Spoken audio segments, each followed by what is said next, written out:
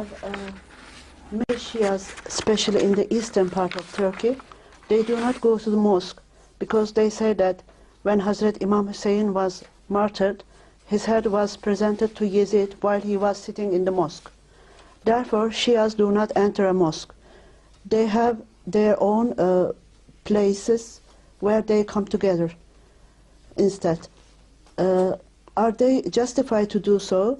What is Huzur's comment in this subject? A brother asked from Germany. That's very interesting piece of information you have given us. I didn't know that there were such a sect of Shiites residing in Turkey who do not enter mosques because it was in a mosque in that Hazrat Imam Husain was beheaded. Right? I think this It was presented to Yazid while he was sitting in the mosque. What? His head was presented to Yazid when he was sitting in the mosque. I see. That is it. Yes, that's it. His head was presented. I was amazed because, in the first place, because I know he was killed in the battle which took place at near the what river? Karbala. No, near what river? Dajla. Dajla al-Furat. Huh? Yes. Or Al-Furat. Near Al-Furat. You see, it was there that he was murdered. There are many reports how he was murdered. We forget about it. But I was wondering why they insist that he was murdered in a mosque. Now you have clarified it. They do not say that he was murdered in a mosque. They say his head was presented to Yazid while he was sitting in a mosque. Right? So the corollary is absolutely irrational and meaningless, because his head was presented while Yazid was sitting in a mosque, so they should not enter mosques. And if his head were presented while Yazid was sitting in a home, would they cease to enter homes? It's extremely stupid. Two things cannot be connected directly. But they have their own stupid way of thinking. What verses of the Holy Quran have they to support them? If the head is presented anywhere, it's irrelevant. Beheading is a crime. Beheading of Hazrat Imam Husain is a crime. They should have just stopped short at that and mentioned and protested against this, that's all. But they're still a part of Islam, that is the point.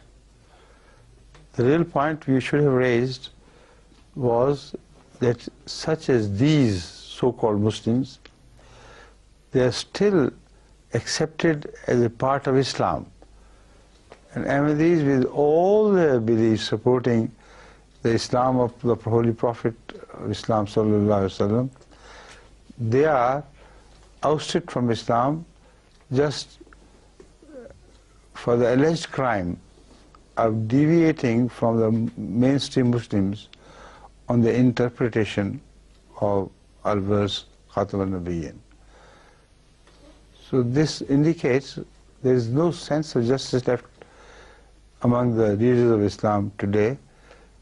They do whatever they like. They may admit to Islam even the non-believers. Do you know that? Yes. Which non-believers do they admit? Recently, Jamaat Islami of Pakistan, which styles itself as Jamaat Islami, have started recruiting the sweepers, Christian sweepers, who sweep the streets and houses of Pakistan, as members of Jamaat Islami. They're Christians. They believe in Jesus to be the Son of God. Yet they admit them to increase their number and still call it Jamaat Islami. So what sort of Islam there would be left when the believers in a so-called Son of God are also included? But this chairman of Jamaat Islami had this sense of justice to explain why. Why so, and why not Ahmadis? If the non-Muslim sweepers are admitted to Jamaat Islami, why not Ahmadis? He says, because they do not believe in the verse Khatma, while the sweepers do. Imagine. This is what is happening to the world of Islam. Please. And additionally, I may add this much, that recently, after having seen his dreams to come to power completely shattered, he has raised a voice of jihad against the present government, in which he claims that the new participants who will increase the number of Jamaat Islami would also participate. And the first target they have set for themselves is to clean Islamabad completely. It is for the first time that I have heard a sensible thing from him. He always speaks nonsense. But this time he is very sensible. Because with more Jamaat Islami members to be the sweepers, what better we could make? We need sweepers for cleaning the cities of Pakistan. So after they sweep the streets and houses, I would request him to go carry on this work of cleaning Pakistan with these new recruits. And they should turn from city to city their attention and clean all Pakistan altogether. This is the first time that they have spoken realistically. Now returning to the same question, are they refusing to enter the mosques where the head was presented? It would have been far more reasonable to refuse to enter the place, a similar place to the place where Hazrat Imam Husain was beheaded. That is far more sensible.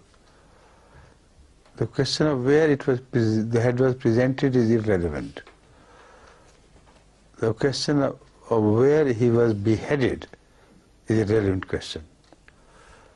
So any field like the field of Karbala, a white field, barren field, where he was beheaded somewhere, if they had refused to enter any such wide field which was similar to Al-Karbala, then there would be some logic at least. You understand? They said, this is a field which reminds us of Karbala, so we refuse to enter it. Like this is a mosque which reminds us of a mosque where the head of Hazrat Imam Husain was presented to Yazid. The logic is the same. So they should refuse to enter any wide open fields which should remind them of the murder of Hazrat Imam Husain. It is stupid, I know, but it has some internal logic. But they enter Karbala itself. That is the point.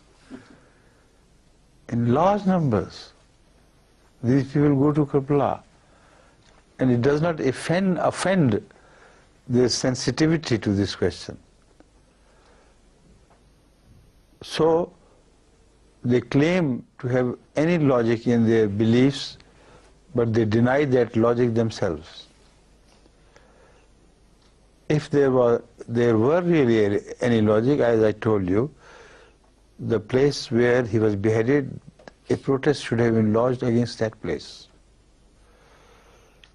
And as such, the Sunnites should refuse to enter their homes, because the head of Hazrat Imam, Hazrat Usman, the third caliph, was beheaded in a home. The head was removed from body in a home when he was reading the Quran. So, if there is any logic in this behavior of the Turkish Shiites, the Sunnites also should protest against this. They should never enter their homes, and they should never hold the Quran in their hands, because it was like this that Hazrat Usman was beheaded. Right? Some of them, they don't perform even namaz. Some of them, they don't perform namaz even. Shias, some sects of the Shias, they don't perform namaz. They don't say namaz? No. Because they think Hazrat Imam Husain did not say namaz? Or they do it because they think he was beheaded while he was saying namaz.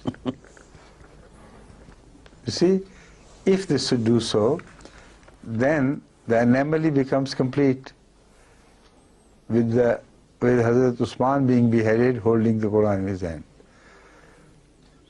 So while Hazrat Imam Husain was murdered while he was saying prayer, so the people should not say prayer anymore.